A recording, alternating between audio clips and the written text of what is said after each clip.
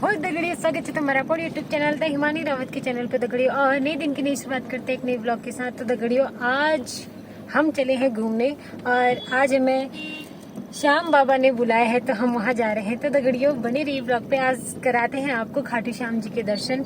तो बस हमारी गाड़ी वहीं जा रही है और खाटू श्याम के दर्शन किए बगैर हम कैसे यहाँ से जा सकते हैं। तो फिर खाटू श्याम बाबा के दर्शन करने हम जा रहे हैं। तो एक तरीके से मान ले कि उन्हीं का बुलावा आ रखा है और वहीं जा रहे हैं। बड़े खाटू श्याम बाबा को हारे के सहारे भी बोला जाता है। जो सब जगह से हार जाता है तो उनके सहारे खाटू श्याम बाबा होते हैं। फिर वहीं जा रहे हैं हम। तो गुरु ने 14 वर्ष की आयु ली। जो 14 वर्ष की आयु लेने के बाद में कुछ टाइम बाद में उन्होंने अपनी माँ से बोला, माँ मैं भी कुछ शक्तियाँ अर्जित करना चाहता हूँ, मैं भी कुछ शक्तियाँ पाना चाहता हूँ। तो उनकी माँ मौरवी, गुजरात में मौरवी के नाम से एक शहर भी है, उनकी माँ ने उनको बोला कि देवी माँ की आराधना करो, वही आपको शक्तियाँ प्रदान करेंगे। तो पहले के टाइम में लोग तपस्या करते थे, आराधना करते थे, तो भगवान से वरदान लेते थे। बर्बरीक ने भी तपस्या की, वहाँ से वो 3 बाण का वरदान लेके आए। 3 तीर का, जब हम धनुष बाण बोलते हैं तो वो 3 तीर का वरदान लेके आए। 3 बाणों में 3 तीरों में इतनी शक्ति थी एक तीर में कि एक तीर से ही वो जो चाह ले वो जीत सकते थे। जो चाह ले, ऐसा नहीं कि सिर्फ एक आदमी को टारगेट करके मार दिया। मन में सोच के वो जहाँ पे भी तीर चला देंगे, लाखों की सेना को सोच ले मन में, तो एक ही तीर लाखों की सेना को खत्म करके आ जाएगी। एक तीर में इतनी शक्ति थी, मतलब उन तीनों तीरों में इतनी शक्ति थी कि वो पूरा ब्रह्मांड, तीनों लोग जीत सकते थे उन तीरों से। तो जब वो शक्तियाँ लेके आ गए, उसके बाद में कुछ टाइम बाद में अनाउंस हुआ महाभारत।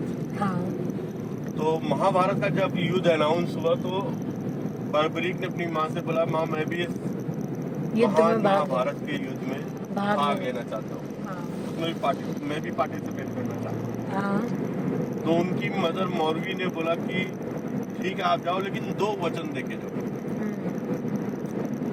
पहला, आप जो फाइट करोगे वो जो पक्ष कमजोर पड़ेगा उसके तरफ से फाइट करोगे, यानी कि जो हारता हुआ रहेगा उसका साथ दोगे।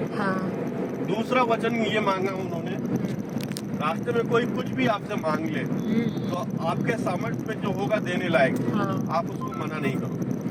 तो वासुदेव श्री कृष्ण ने ब्राह्मण का वेश धर के उनको जंगल में उनका रास्ता रोक दिया, बर्बरीक का, जो कि एक बालक की आयु के थे, 15-16 साल के, ऐसे कुछ रहे।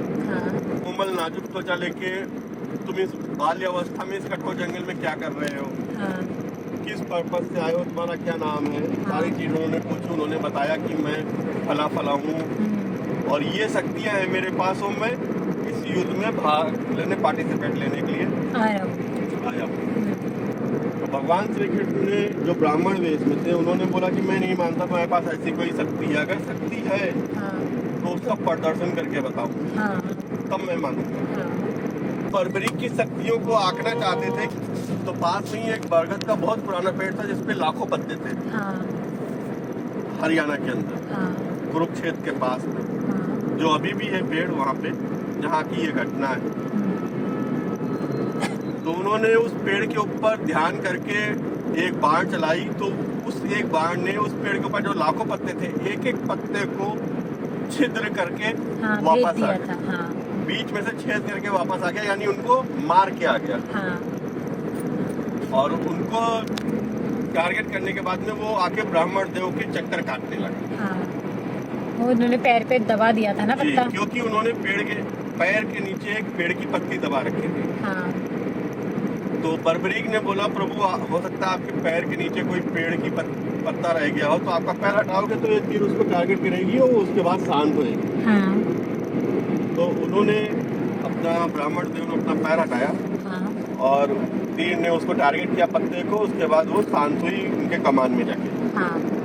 भगवान श्री कृष्ण ने सोचा कि अगर ये युद्ध में गए और अगर कौरवों के पक्ष में चले गए तो ये पांडवों में से किसी को नहीं छोड़ेंगे, क्योंकि इन्होंने बर्बरीक से पूछा कि आप किसके पक्ष में युद्ध करोगे, जो हारेगा उसके पक्ष में लड़ेंगे, ये बोला था। तो बर्बरीक ने कहा कि मैं तो अपनी माँ को वचन दे के आया हूँ कि हारते हुए का सहारा बनूंगा, हारे का सहारा बनूंगा। मेरे बच्चे, तुम आपके पास इतनी शक्ति है कि आप ये तीनों लोग, ये पूरा ब्रह्मांड जीत सकते हो इन 3 बाणों से। हाँ। तो अपने सर की बलि देके देवी माँ की इच्छा पूरी करो। तो बर्बरीक ने बोला, ब्राह्मण देव, जो ब्राह्मण सर की बलि मांग ले वो साधारण ब्राह्मण तो हो नहीं सकता। हाँ। तो पहले अपना स्वरूप पे आइए, जी, अपना परिचय दीजिए, अपना असली स्वरूप जो है वो दिखाइए, दर्शन दीजिए। तो उस टाइम महाभारत के युद्ध में भगवान श्री कृष्ण का जो रुद्र रूप है, हाँ, वैष्णव रूप है, हाँ, वो उन्होंने बर्बरीक को दर्शन दिया था। दर्शन देने के बाद में बर्बरीक ने भगवान श्री कृष्ण से बोला कि प्रभु अपनी तलवार निकाले और मेरा सर उतार ले। हाँ। तो भगवान श्री कृष्ण ने बोला कि अगर मैं मेरी तलवार से आपका सर उतारूंगा तो ये हत्या कहलाएगी, दान नहीं कहलाएगा। हाँ। और मुझे और मेरे वंश को पाप लगेगा। हाँ। तो अपनी तलवार उतारिए और अपना शीश मुझे दीजिए। हाँ, दान स्वरूप भेंट करिए। तो बर्बरीक ने अपना तलवार निकाली, अपना सर उतार के भगवान श्री कृष्ण के चरणों में अर्पण किया। भगवान श्री कृष्ण ने उनसे पूछा, आपकी कोई इच्छा हो तो आप बताएं। बर्बरीक ने बोला कि मैं ये महान महाभारत का जो युद्ध था ये खेलने आया था, पर हाँ, खेल ना सका। हाँ, लेकिन मैं इसको अपनी खुली आंखों से देखना चाहता हूँ। हाँ।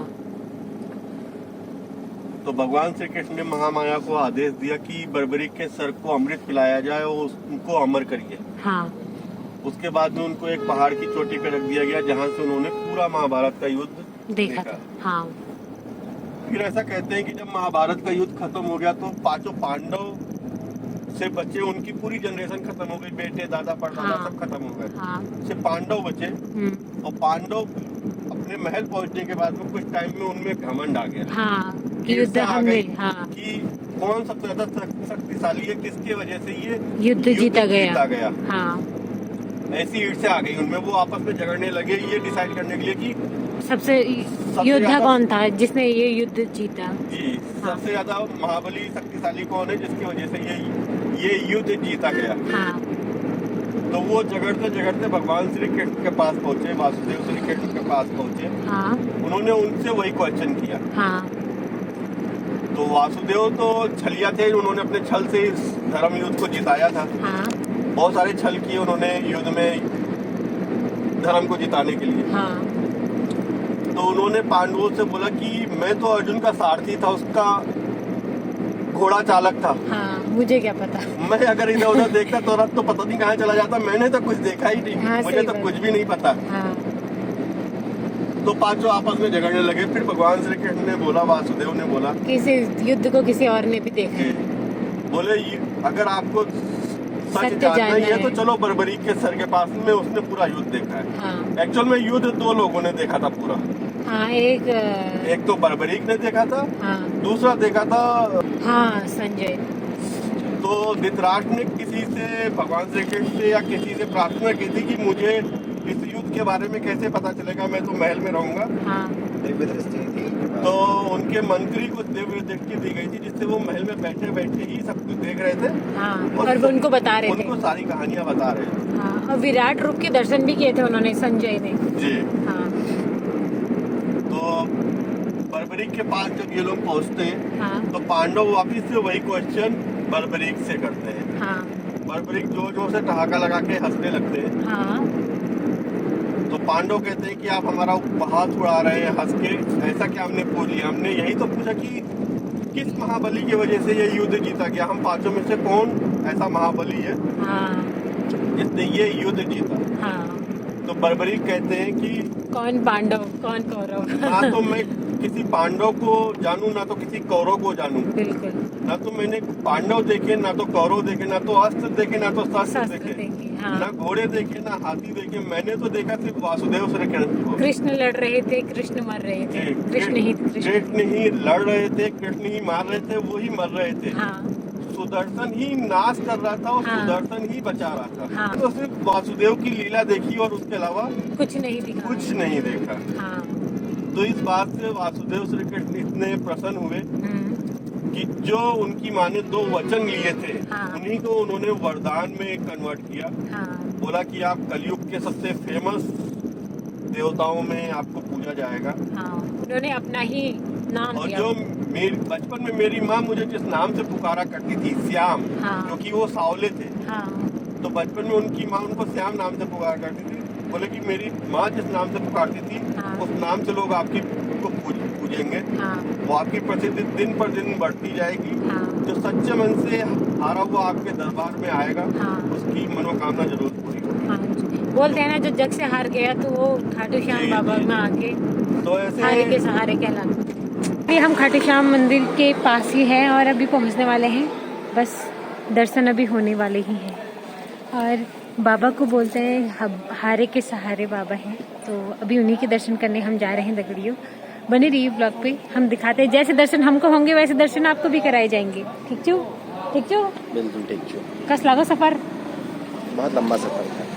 तो यहाँ देखिए ऊँट, और ऊँट को किस तरीके से सजा रखा है, सजा दजा के बिल्कुल। और जो उनको लेके जा रहे हैं वो राजस्थानी कपड़ों में बिल्कुल बहुत ही अच्छे लग रहे हैं। अभी वहीं जाके तो देखो दगड़िया, हमने प्रसाद के रूप में गुलाब का फूल यहाँ पे दे रहे हैं, और यहाँ का प्रसाद थोड़ा अलग है, बाकी मेवा मिश्री का ही है। से बाबा के दर्शन के लिए लाइन लगनी शुरू हो चुकी है दगड़ियों, और चलते हैं। और यहाँ पे LED पे दिखा भी रहे हैं बाबा शाम को, दिखाते हैं आपको।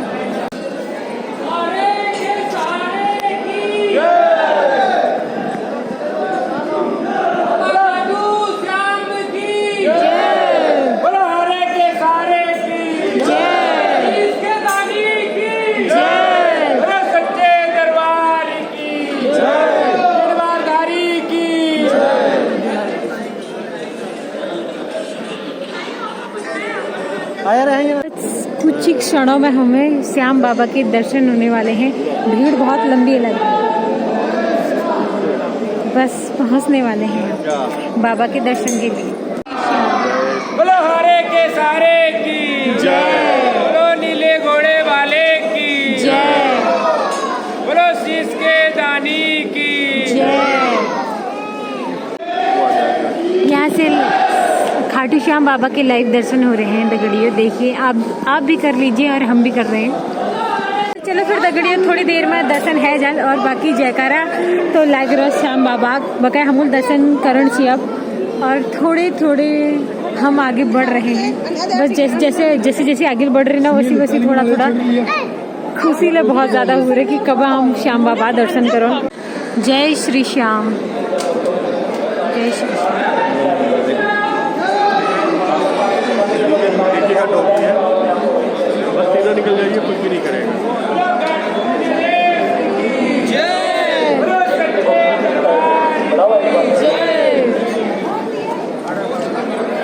मत करो ना।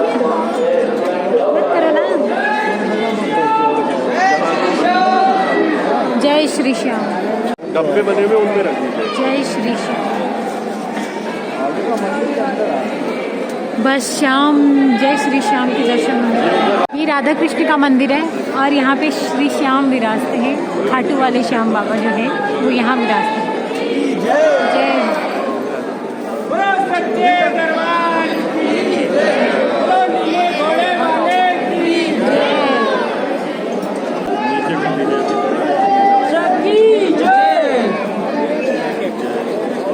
ये सभी शामक मोबाइल फोन बिल्कुल बड़ा आगे बढ़ाइए। श्री श्याम बाबा के बहुत ही अच्छे दर्शन हुए, पता ही नहीं चला दर्शन कब हो गए करके।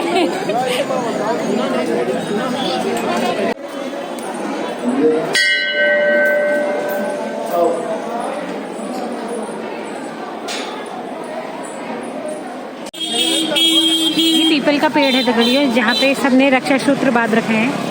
श्याम बाबा के दर्शन के बाद अभी हम एक कुंड बता रहे हैं, वहाँ जाने वाले हैं।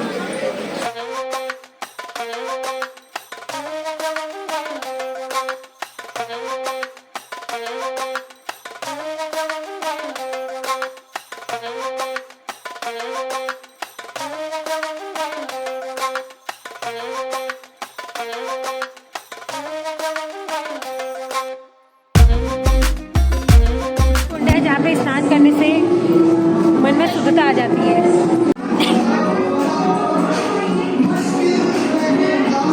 और ये है श्याम कुंड। जो पुराने वाला था।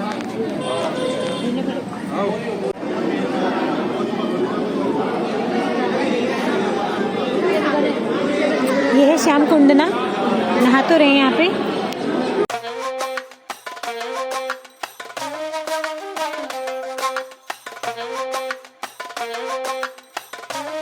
घाटू वाले श्याम बाबा के हमने दर्शन एक बार कर तो लिए हैं, लेकिन वो अच्छे से दर्शन नहीं हुए। तो भैया बोल रहे कि एक बार दर्शन तुमको आई करे दिनों। तो हम बोल कि जतु बार भगवान दर्शन है जालो तू कम चो दगड़ियो। तो फिर से चलते हैं और बकाई जतु जगह मंदिर से उदू जगह मंदिर दर्शन हम कर ली। और फिर से हम जा रहे हैं मंदिर का दर्शन करने के लिए खाटू श्याम वाले बाबा के दर पे। बस बाबा ऐसे ही बुलाते रहे और आपकी मनोकामना और हमारी मनोकामना, सबकी मनोकामना बाबा पूरी करती रहे। और वैसे भी 3 बाण के सहारे उनके पास तीनों लोगों को जीतने की शक्ति थी। तो बोलते हैं ना कि हारे के सहारे जब दुनिया बटी हार जाला, जब चारों तरफ बटी परेशानी आ जाए ना, तो तब हम पुनः ने कि कहाँ के करूँ कशी करूँ, जब के करूँ कशी करूँ है जाली ना, तो तब खाटू वाले श्याम बाबा जो हैं उनके दर पे आओ। और वो हारे के सहारे हैं और वो सभी के सहारे, मतलब सबू मनोकामना पूर्ण करनी। तो हमने यही उम्मीद में रही कि हमारी मनोकामना भी पूर्ण हो जाए। हमको नहीं पता कि कसी हॉल कब हॉल कुछ नहीं पता था, ना कोई डिसाइड किया था ना कुछ किया था। बस आ गए, बाबा ने बुलाया तो हम आ गए। हम कौन होते हैं नहीं आने वाले, बस बाबा ने बुलाया था तो आ गए। पर दर्शन बढ़िया ही, अब फिर से एक बार दर्शन करने मौका ही मिल रहा। तो चलो चलते हैं, आप भी चलो और मैं भी चलती हूँ, साथ में करते हैं दर्शन। मूंग दाल की कचौड़ी कड़ी के साथ। अच्छा, मूंग दाल की कचौड़ी और कड़ी है साथ में, इसका टेस्ट ले रहे हैं।